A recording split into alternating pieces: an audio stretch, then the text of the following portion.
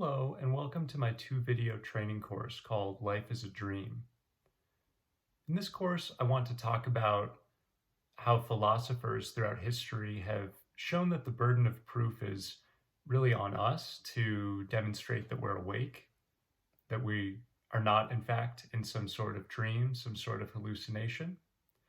And I want to talk about what this means for us in terms of powers we may or may not have in waking reality. So the first part of this course will explore the philosophical underpinnings for the reasons that it's difficult to say life is not a dream. And the second part of the course will talk about the powers we may have given this reality. The first thing to say with respect to life being a dream is that you may have noticed there aren't really boundaries in experience. There aren't points where you can say one moment ends and another begins. Famously, this is why spiritual teachers, Eckhart Tolle comes to mind, will talk about how the now, the present moment, is the only moment you've ever known. Any moment you can dredge up from the past exists only in your mind, which is in the present. Any moment you imagine in the future exists in your mind, which is only in the present. And so experience has this sort of boundless, blurry quality where you can never locate a border of a moment or of a situation. Similarly, in dreams, you may have noticed that you'll be in one situation in one moment of the dream, and in the next moment, you'll be in an entirely different situation. And within the logic of the dream, this doesn't seem like an error to you. It doesn't seem like there's friction here. One moment you're in a house with some friends, and another moment you're on a yacht with some people you have never met in your waking life. And within the dream, this makes perfect sense. When we really think about waking reality, it is just as devoid of boundaries, just as blurry, just as ambiguous in its nature. The second similarity between life and dreams is that within this fluid experience that I've been describing, we exist as a character with a narrative. If you sit down and think about what your personality is, you'll notice that you have goals, you have desires, you have wounds, you have flaws. These are the stuff of characters in drama.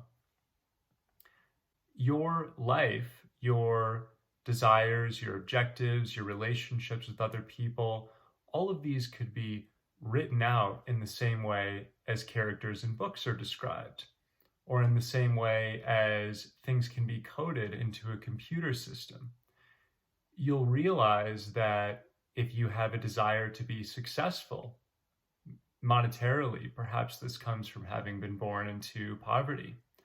If you have a desire to have healthy relationships, perhaps this derives from having experienced abuse as a child. And you'll notice that you were born into this matrix of relationships, which is equivalent to being a character in a story. One of the best ways to experience this for yourself is meditation. When you meditate and you begin to synchronize your awareness with your breath, remain with your breath and sink into your body, and then deeper than that, you notice your thoughts themselves and their feelings passing you by like so much dream stuff in a cloud, passing you by like fish swimming through the ocean. And you begin to see your entire personality laid out before you like a script. This is why we talk about choice and the gift of choice when people practice mindfulness.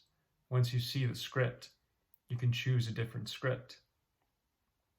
But as you begin to see your personality laid out before you in code, and to know yourself as a character, you'll realize that you are also equivalent to a character in a dream.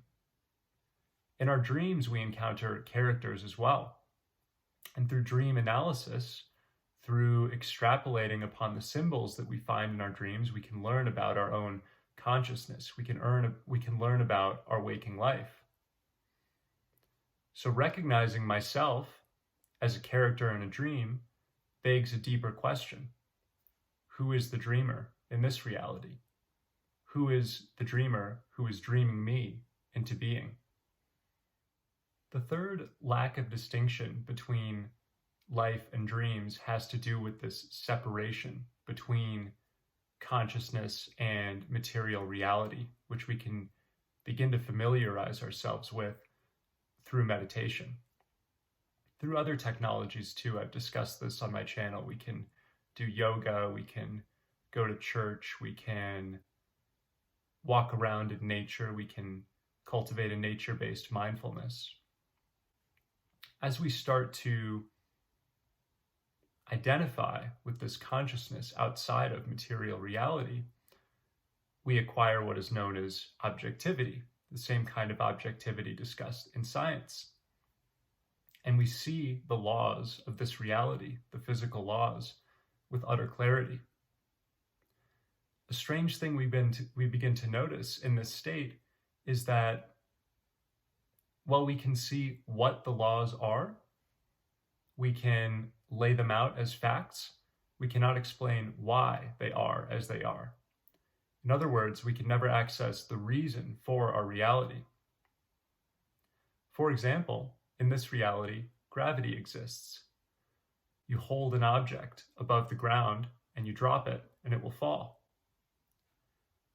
Another law of this reality is that we start out young, we grow old, and then we die, as all things pass into oblivion. However, we cannot say from the same vantage of objectivity why these things are as they are. We cannot name their purpose. This is identical to how in dreams you may take for granted that in the dream reality you are able to fly, or there is a vicious monster chasing you, or whatever may be the case in your dream. In your dream, just as in waking reality, you are presented with a set of facts, and within the dream, they feel perfectly logical. There is no room to question them. The fourth relation between dreams and waking reality is that in waking reality, if we change our inner state, we notice that change reflected in external reality. So for instance, if I do inner work on myself through therapy, I notice that I attract a different type of romantic partner. As I discover my deeper desires, my deeper purpose, I attract a different type of job, or perhaps I reject a job, reject a career that earlier I would have accepted. We notice that our external reality transforms in response to our internal journey. This is exactly the same way in which, in a dream, you may notice that the content of your dream is conjured by your inner state upon going to sleep. Let's say you go to sleep anxious, you have a nightmare. Let's say you go to sleep ruminating about an important decision. You have a dream which symbolizes that decision. In waking life, as in dreams, our inner content seems to write or produce the reality which meets us. My theory is that our waking lives and our dreams are interwoven like the shape of a Mobius strip. Something we experience in a dream may provide a premonition or even a prophecy of something we then experience in waking reality. Conversely, we may consciously dream up something which then exposes itself in our reality. We may use the technique of lucid dreaming to visualize things which then appear. There's even a third option, which is the dream provides a sort of cue as to some danger which is going to meet us in our waking life. But then, in our waking life, having already been exposed to this dream, we make a different choice and we avoid the danger. And so in many ways, our dreams and our waking lives are interacting. They're in a sort of relationship, a symbiosis. Merely troubling our understanding of reality in this way is already helpful, because it already opens up the possibility that we are not condemned to whatever fate has been prescribed for us by the physical laws, which are taken for granted in this reality, by the script we've received as a character in a dream. So even having entertained the thoughts presented in this video so far will be useful for you. However, if you would like to join us in the second week of this video course, I invite you to do a small exercise between now and then to begin to more greatly recognize, invite into your awareness your dreams, and then capitalize on them. Remember, in the second week, we're going to be discussing dream powers that we may have, given that we appear to be no different from dream beings, from characters in dreams. So between now and then, what I would like you to do is a very simple exercise or practice that you may already do, and that is to keep a dream journal.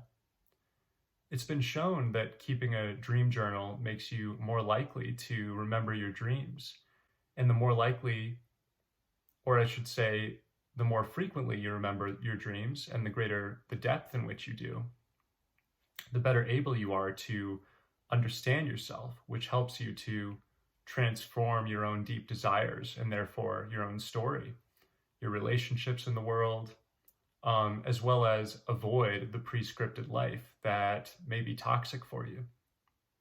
So the practice is simply this. For the next 7 days before watching the next video in our series, every morning when you first wake up, open a journal and write down whatever you remember from the dreams you had the previous night.